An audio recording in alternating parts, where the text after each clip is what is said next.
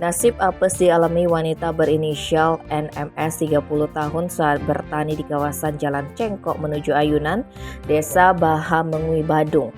Minggu 5 Maret, motor yang ia bawa ke sawah raib digondol maling.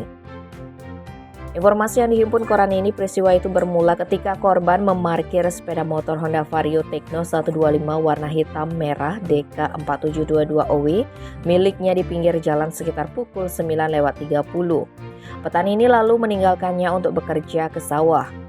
Kemudian sekitar pukul 12.30 NMS selesai bekerja dan hendak pulang.